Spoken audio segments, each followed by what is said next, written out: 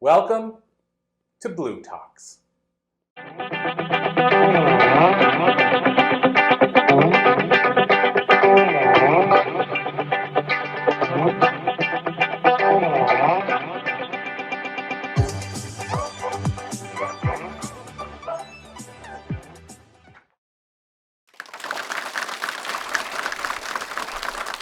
I'm just as surprised as you are that I'm speaking today.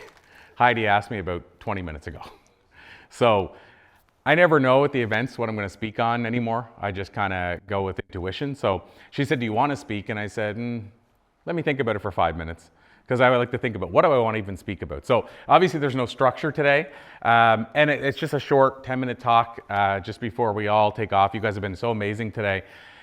But what I wanted to talk about really briefly is a thing I call the next syndrome. And so I've had I'm going to say good fortune. I've been blessed enough to interview a lot of thought leaders. The numbers are getting a little insane right now. Some of you may know the numbers, but it's in the 7,000 plus range of interviews over the course of 25 years. What that allows me to do, I believe, it allows me to learn what the top thought leaders do differently than everybody else, and also at the same time what they do that is similar amongst themselves. So I'm able to, if you've read Napoleon Hill's Think and Grow Rich, or know about it, basically Napoleon Hill interviewed the leaders of his time to figure out the top 13 things they had in common. And so I'm fortunate enough to kind of do that in the modern setting. I mean, honestly, what's really cool is I call it the timeless secrets of influential leaders, because the secrets are still in a lot of ways the same. So to me, they've become timeless. Like what worked back in 1937 when he wrote the book and today is still very similar. Although because of our modern times, there's elements that have changed. Like Napoleon Hill may have said we're bombarded with information in 1937. He may have said that, but he couldn't have ever probably conceived how true that is now. What's her name? Sam Horn has a book called Pop, and she's all about she's a wordsmith, and she calls it infobesity. You know, we're fat with information, basically. And I know fat's not a politically correct term, so we're, what's the best word for that? We're obese with information. So I'll go back to Sam's reference point. But having said that, what I wanted to talk about briefly is this thing that I call, again, the next syndrome, which is essentially in interviewing these thought leaders, what I noticed that a lot of the top thought leaders, and these are people we admire, these are people who, in a lot of cases, I mentioned Zig Ziglar earlier, like the Zig Ziglars of the world that didn't just say, I'll see you at the top. They helped push you to the top. You know what I liked? I called them enlightened thought leaders. Like what they did was they said, I'm going to pull you up with me even if I have to carry you on my back. There's a difference between that person and the influencer or the high achiever that steps on everybody to get to the top. So when I say this, I want to make it clear, I'm talking about those type of people, like the Zig Ziglars, who really tried to impact other lives for the better. And so what I've noticed, so I bring all this up to say I'm painting the picture that they do a lot of things well, they're impacting a lot of lives, they're doing it for the right reason, and honestly, in a lot of ways, they're fulfilled. So you would think inherently there's nothing really bad going on, but what I've found that they struggle with, and this is a lot of thought leaders, and where this came from is I realized I struggled with it.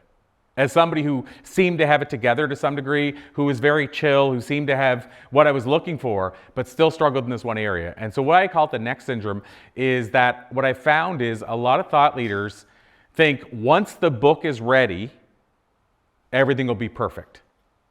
Once I buy the bigger boat, I'll be happy. You know, I talked about it in my new book. The book's fictional, but it's a fictionalized version of my life. And this was a story I heard from somebody. I won't say her name because I don't know if she said the story in an interview publicly, but I don't know that I should say it exactly as is. But she shared the story about how her and her family and her husband had made a lot of money. They got one of their friends had just sold his business for hundreds of millions of dollars, and he went and bought roughly $100 million boat. And she went to visit him on the boat, on the back deck, and he was reading a magazine, looking at pictures of other boats. And she said, oh my gosh, is your boat in the magazine? You just bought this boat, it must be in that magazine. And he said, no, that's not what it is. He said, I'm just wondering if I should have bought this one here, the $110 million boat. And at the end of the day, he had just retired, and the issue is that the new boat wasn't going to make him, that boat wasn't making him any happier if he thought for 10 years or 100 years, I'm going to buy this boat and it's going to change everything. And he bought it, and immediately it's like, well, I needed a different one. Why is that? It's because the boat was never going to make him happy, and he didn't know that. So going back to my point about next, we go, okay, when the book is out, I'll be happy. When we launch the company, everything will be amazing. And like I said, these people often are fulfilled in their lives in a lot of ways, but they're still not getting that, yay, it's done. And so here's the takeaway that I've learned from this. For me, I struggle with this because I thought it was going to happen at different points. When I launched the book, I'm going to be ecstatic, the very first book. When I get myself in Success Magazine, that's when everything happens. I got myself in Success Magazine, and what's the first thing I said? Next. What's the next project? When I got the book in my hand, this is where it all started, holding the book in my hand, what's the first thing I said? What's next? What's next now? Like I couldn't literally even for 1 minute go, yes, book, yay. And so I thought, what's wrong with me? Like I'm happy and fulfilled in so many ways, but I waited for this project forever, and I'll give a comparison. It says retirement. Once I'm 65, and what happens when they get 65? Is this all it was? I waited 40 years for this? And that's why I think a lot of people pass away really quickly after retiring. First of all, they have no purpose left. Even if they hated the job, it was still a purpose. They have no purpose. They don't know what they want to do, and they don't replace it with something else. But they thought forever it was going to be the moment, right? Just like the boat was going to be the moment. Just like the book is going to be the moment. And so I thought there's something wrong with me, and I started interviewing thought leaders to only discover that it was the same with a lot of big names, that they never were happy with the thing that they waited for. So here's the answer as far as I'm concerned. A, you can try to figure out a way to become happy with the thing and be fulfilled with the thing, which doesn't have to be a material asset. It could just be an achievement. That's one option. I found that that wasn't going to work for me. And this all sounds counterintuitive. You'd think, well, I'm saying it's wrong. I should be able to be happy with that. And what's wrong with me that I can't be fulfilled? Well, I interviewed a guy named Dr. Nader recently, and he's a happiness expert. And the Maharishi, actually, it was his protege, and he's now carrying on his work. And so he studied happiness way more than I have. And what he said is inherently as humans, we're never going to be happy with the status quo because we always want to grow. We want more. We want to become a better version. So what I realized in that moment is I'm not meant to, for me personally, be happy with the book in my hand. Again, it sounds counter. You think we should be just complete, find a way to be happy with the book. What I found out instead is I need to become happy with the journey of getting to the book in my hand. So I created this quote that said, what if the journey is in fact the destination? So what I'm driving at is I need to be happy writing the book. I need to be happy marketing the book. I need to be happy with the book. I need to be happy holding the book in my hand. That's still one of those parts of the journey, but it used to be just the destination. So I'm like, I got to do all this stuff to get to where it's exciting. And then I started saying, what if it was exciting every moment of all this stuff? So instead of me saying I need to be happy with the destination and find a way because there's something wrong with this, I said, why don't I change the rules and say I just need to be happy with the journey to getting there?